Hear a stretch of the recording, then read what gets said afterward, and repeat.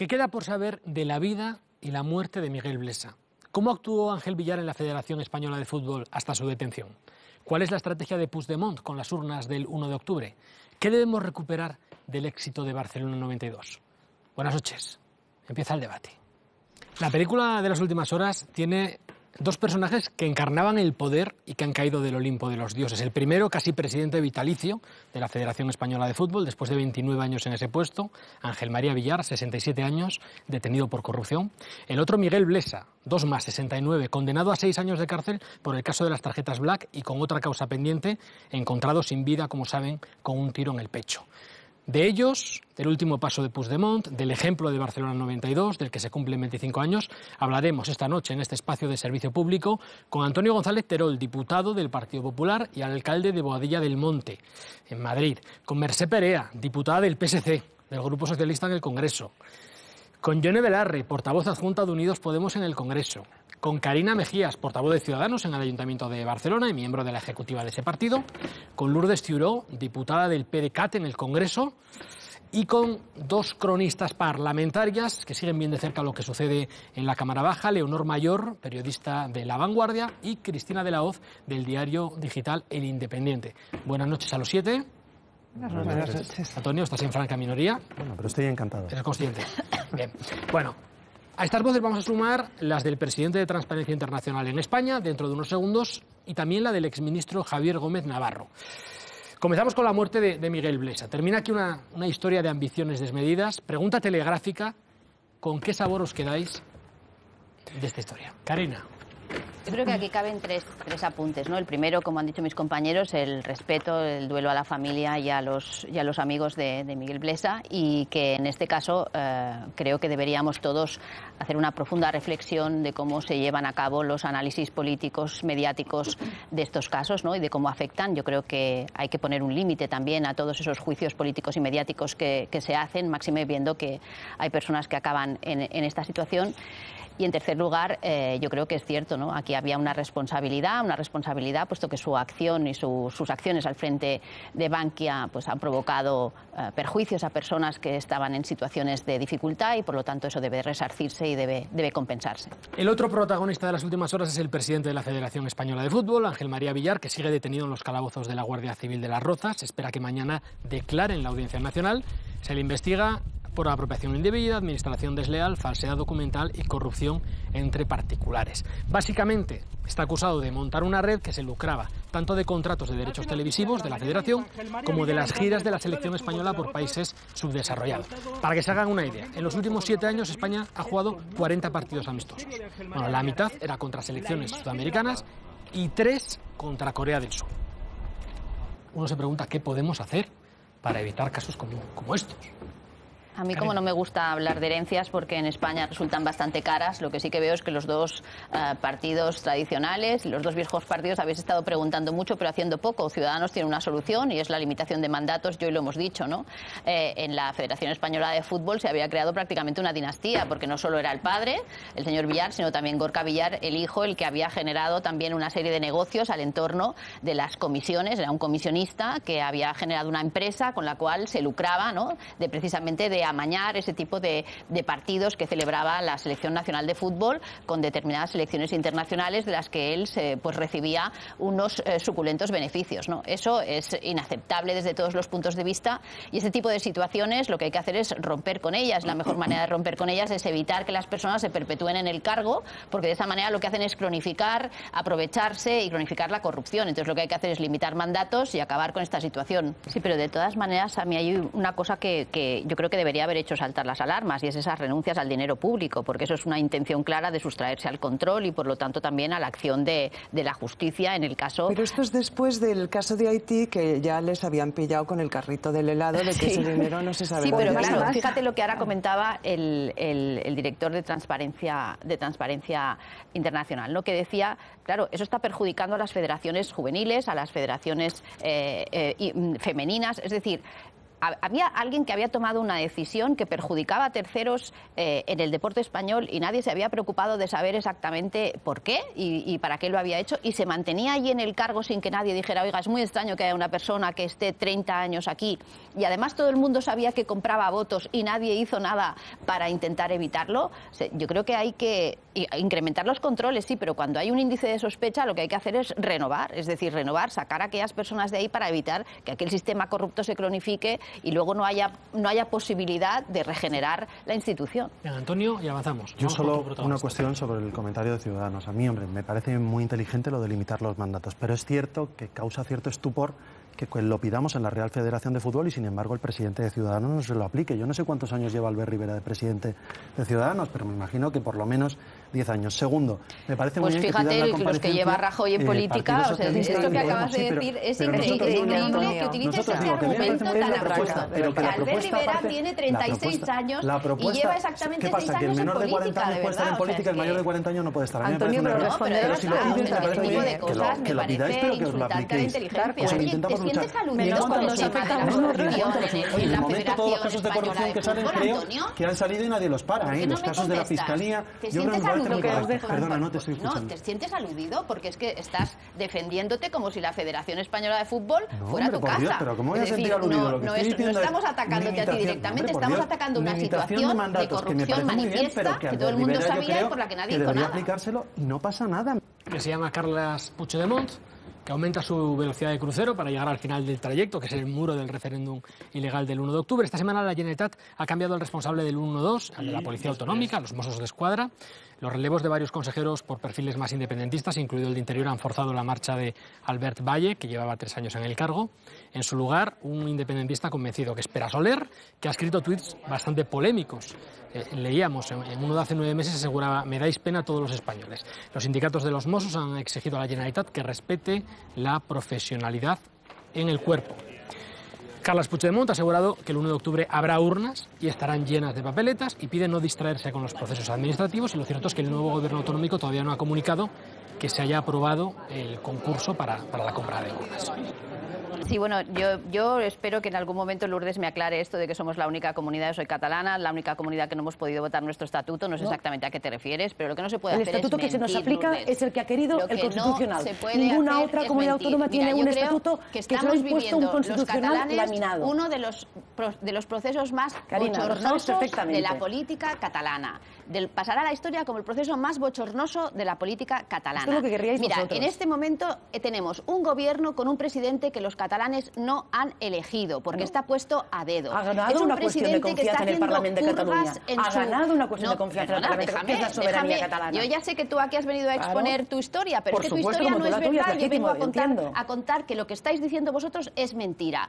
Tenemos en este momento un gobierno que está haciendo purgas a todas aquellas personas que no quieren saltarse la ley, porque él está obsesionado con saltarse la ley, vulnerar los principios constitucionales y los estatutarios. Está en contra de las decisiones del Constitucional, en contra de las decisiones unánimes del Consejo de Garantías Estatutarias. No tenéis urnas, no tenéis junta electoral, no tenéis ni mayoría social, ni política, ni ningún apoyo internacional. No puedes aseverar eso. Vais a la derrota, es el hundimiento, y estáis llevando a los catalanes por un derrotero que espero que la historia os lo haga pagar. Vamos a repasar un segundo la situación, con algunos protagonistas, para a partir de ahí intentar buscar soluciones, ¿no?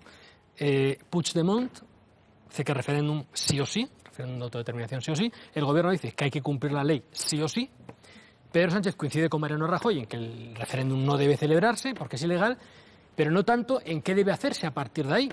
En Barcelona, donde ha asistido a la reelección de Miquel Iceta como líder de los socialistas catalanes, Sánchez ha llamado al diálogo, ha insistido en su propuesta de una España federal consolidada como una nación de naciones. ¿Es la solución definir a España, o parte de la solución definir a España como una nación de naciones? ¿Serviría para algo? ¿Qué es lo que podemos hacer para llegar a un acuerdo que evite ese, algunos dicen que choque de trenes, otros que el choque de un tren contra un muro, ¿no? ¿Qué es lo que podemos hacer? ¿La nación de naciones es parte de la solución? ¿No es parte de la solución? Esto es importante. Las naciones Por supuesto, y el porque resto. lo utilizan en detrimento del proyecto federal que planteamos los socialistas. Eso lo utilizan. Pero de verdad, Mercè, que tú crees que esta situación que se está produciendo en Cataluña, si es que verdaderamente vives allí cada día como vivo yo, ¿tú crees de verdad que eso se va a solucionar planteando una reforma constitucional y acordándola con aquellos que quieren apretar el botón para dinamitar España y la Constitución española? De verdad, he sido concejal de mi ayuntamiento y me la conozco perfectamente. Déjame que te cuente una cosa, porque es tú antes que hablabas del pasado, yo de verdad, o sea, lo que habría, si quieres hablar del pasado, también te puedo contar que quien empezó todo este marasmo fue Maragall pidiendo un estatuto que nadie había pedido. Fue para el empezar, mayor o sea que ahí vuestra responsabilidad también como PSC. Pero yo creo que esto se va a solucionar solo de una forma. Como este referéndum no se va a poder celebrar porque además es ilegal y porque, como he dicho antes, no tiene una mayoría social que lo apoye, y además estamos viendo las deserciones que hay en el gobierno de Cataluña de personas que están viendo que esto es una locura y que no se va a llegar al final. ¿Qué proponéis? Lo que hay que hacer es convocar unas elecciones autonómicas. Convocar unas elecciones autonómicas en donde podamos elegir un nuevo gobierno que tenga consellers que se dediquen a gestionar sus áreas en beneficio del conjunto de los demás. Nosotros hablamos con Antonio, venga. Hablamos con todo el mundo, tenemos espacios de diálogo con todo el mundo. Y largo plazo. La cuestión es, ¿por qué no se puede preguntar a los catalanes qué es lo que necesitan? No ganáis en votos. Cuando se convocan elecciones autonómicas, la cuestión es, no ganáis en votos. Bueno, es que el referéndum cuenta votos. Las elecciones autonómicas se rigen por la ley de Hall. No, sí, pero no ganáis en votos. La cuestión es, nos mantenemos en este momento lo que tenemos que hacer es trabajar entre todos y todas para que sea un referéndum con garantías, que apele a todos los catalanes y las catalanas, porque el 1 de octubre solo van a ir, el 1 de octubre solo van a ir a las urnas los que ya están convencidos. Los que ya están convencidos. Va a abrir el Los que ya ayuntamiento y están lo va a poner convencidos. a disposición. Yo sé que os interesa hablar de una mucho de Ada votación Colau para ilegal. no hablar de las dos partes yo te que hablo están en un de ella momento porque de choque de trenes. En estos momentos los comunes tenéis un manifiesto de 240 personalidades históricas que han formado parte históricamente de Iniciativa per Catalunya Verds, que le están pidiendo a Colau que no abra el ayuntamiento y que no participe, que no participe de ese referéndum, y que además le están pidiendo a Puigdemont que haga el favor de parar esta locura. 240 contra 2 millones de manifestantes que se suman a 100 personalidades más de la política catalana que le han pedido a Puigdemont que acabe con esta situación. Yo creo que la cuestión no está en el Ayuntamiento de Barcelona en este momento, está en la Generalitat y en el Gobierno del Partido Popular. Se os acaba el tiempo de la ambigüedad. Hasta ahora los funcionarios del ayuntamiento hablen los colegios electorales estarán en el ayuntamiento. Os habéis enredado en esa historia del derecho a decidir, que tú sabes que no existe y que solo existe en la Constitución de Etiopía, pero es que ahora ya se os acaba el tiempo y os vais a tener que decidir. Yo le doy por alusiones, responde y vamos con Leonor. Venga. Yo creo que la propuesta es clara, un referéndum pactado por ambas partes que tenga todas las garantías, que aluda al conjunto de la ciudadanía catalana y que tenga el reconocimiento. Eso ya nos da más el rollo. No, es que mira, la Constitución es una norma que nos hemos dado a nosotras mismas y que podemos incluso modificar y que podemos por mayoría, claro que sí. Y esa nueva Constitución tiene que reconocer el carácter plurinacional de nuestro país y tiene que reconocer que hay territorios que quieren un encaje territorial diferente y no os agobiéis por eso. Está bien, pero es normal. Y hasta que no se produzca esa reforma constitucional, o si no se produjese, con el referéndum que tenemos delante, ¿qué hacemos con ese referéndum? Pero es que ¿Lo validamos al margen de que sea ilegal o no? Por favor. De sustraer al debate democrático en el Parlamento de Cataluña las leyes de desconexión, por ejemplo. O sea, vosotros las vais a aprobar por lectura única sin permitir que haya un debate democrático en el Parlamento de Cataluña y vais a decidir Tú separaros quizás sin no lo sabes, pero el preguntarle a Congreso de España pasa cada semana esto. No. Modificaciones de la Constitución por la vía rápida en 15 días, lecturas únicas a punta pala, reales decretos que modifican. Y tú sabes que aquí el no pasa procedimiento nada. de lectura única ¿Qué pasa? es Cuando cuando lo hacen los existe un independentistas consenso es malo. mayoritario para aprobar una normativa, pero que tú me digas que vas a aprobar en el Parlamento de Cataluña una ley de desconexión por lectura única sin permitir que el resto de grupos parlamentarios presenten enmienda y la debatan. Si sois los primeros que os excluís de las comisiones de todas, los primeros que no asistís sois vosotros. Como nos gusta lo que se dice, pues no vais. Haber ido a las comisiones, Karina, tu grupo. ¿Para qué? ¿Para qué ves? Para dinamitar la Constitución. No, hombre, no. Para eso no estamos. Para negociar, para poder hablar de escuchar y no los platos de televisión. En el Parlamento se discuten las cosas, no en el plato de televisión. Autonómicas. Estamos entrando en los últimos 3 minutos y inmersos en este debate sobre el encaje de Cataluña y España.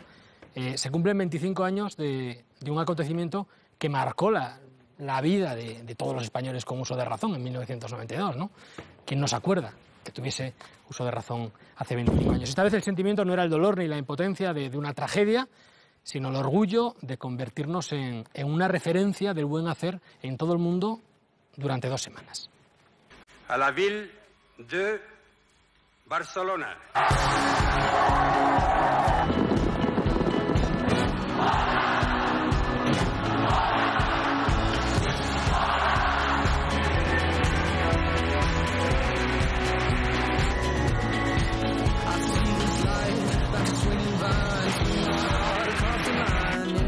No sé qué imagen recordáis de Barcelona 92, porque por aquí hay muchas personas que, en fin, en Barcelona 92 a lo mejor éramos no tenían... jóvenes. Karina, Lourdes, ¿vosotros vivís allí? Yo sí, y además para mí fue un año especial, no solo por las Olimpiadas, porque fue el año que me casé, ¿no?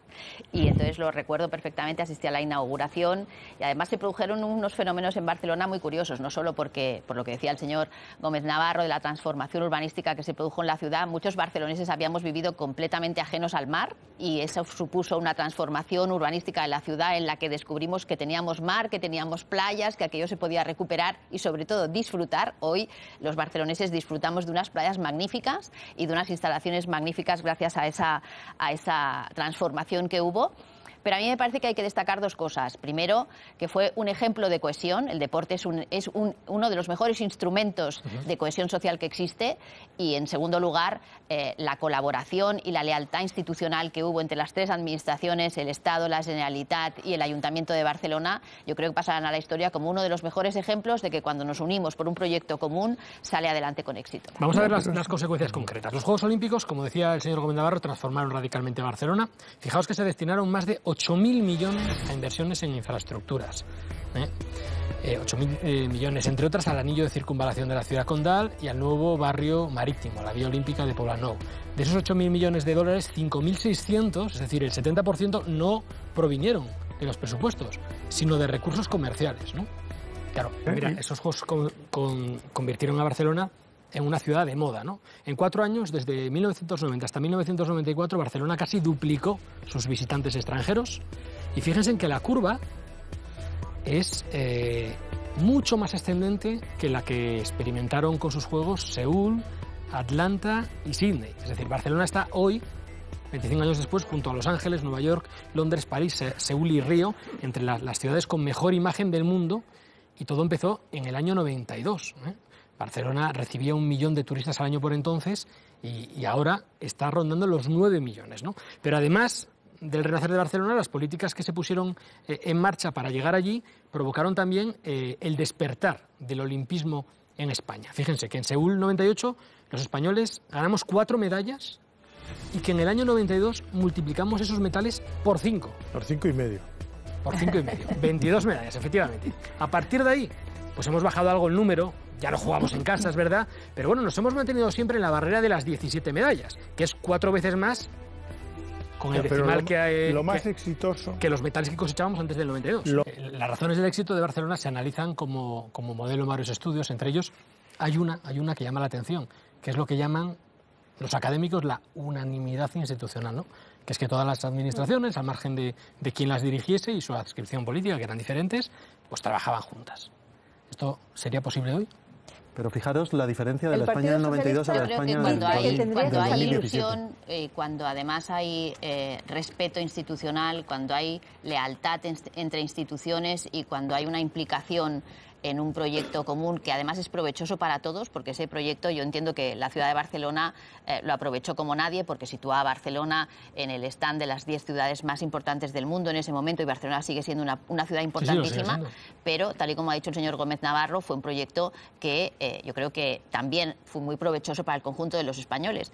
Y yo, retomando un poco el hilo de lo que él decía, creo que después de las Olimpiadas de Barcelona el deporte español ha seguido siendo un deporte de referencia mundial, ¿no? Y que hemos conseguido éxitos muy notables, y eso ha sido gracias también a muchas inversiones que se hicieron en institutos de formación de educación física, en centros de alto rendimiento, de los que ahora lamentablemente pues carecen de recursos como consecuencia de la situación de la situación de crisis y todos las medidas. Los CAR se construyeron en esa época, todos los centros de alto rendimiento se construyeron en esa época. Y yo creo que esos centros de alto rendimiento, que además insisto en que el deporte, y que si hubiera tuviera que unirse otra vez frente a un proyecto deportivo, sería quizá uno de los mejores elementos de cohesión social y de vertebración que haya del país, creo que volveríamos a tener una situación similar. Yo soy de las que tiene confianza en el conjunto de los españoles. Cuando los españoles nos proponemos hacer algo y sacarlo adelante, yo creo que hemos demostrado como nadie que podemos hacerlo y mejor que nadie. Necesitamos un proyecto común. Sí. La pregunta es ¿qué podemos hacer? Y ya tenemos que terminar el programa, ya tenemos que echar la persiana, pero sí me gustaría terminar con una pregunta de respuesta telegráfica para cada invitado, cerrando con nuestro invitado de esta noche. ¿Qué es lo que podemos hacer? ¿Cómo podemos contribuir para ayudar a formar ese proyecto común? Y respuesta telegráfica. Yo creo que el reto está en la educación, básicamente en la educación y en la universidad, como los lugares en donde se tiene que aprender precisamente a que uno pertenece a un proyecto común, que tiene que ayudar a construirlo, que tiene que aportar talento, creatividad y aportaciones positivas para construir ese proyecto de todos en este sentido que es España, ¿no? Es ese sentido de cómo construyes tu país, qué es lo que aportas a tu país y qué es lo que le das a tu país. Que hay muchos elementos que todos los españoles compartimos y que hay que ponerlos en común de una manera ilusionante y hacer pedagogía política. Yo digo una cosa, yo soy un admirador de Felipe González, fui ministro con él. Con Felipe González se terminó la pedagogía política. Ahora lo que la gente dice es vender lo que las encuestas dicen. Y lo que hay que hacer es lo contrario, es decir, pensar lo que es mejor para el país y convencer a los ciudadanos de por dónde hay que ir y por qué lo que yo estoy diciendo, aunque las encuestas digan otra cosa, es lo que es bueno para el país. Pues nos quedamos con esa idea. Gracias a todos, gracias a los 8, hasta aquí este espacio de reflexión que intenta entender la realidad con algo más que un par de titulares.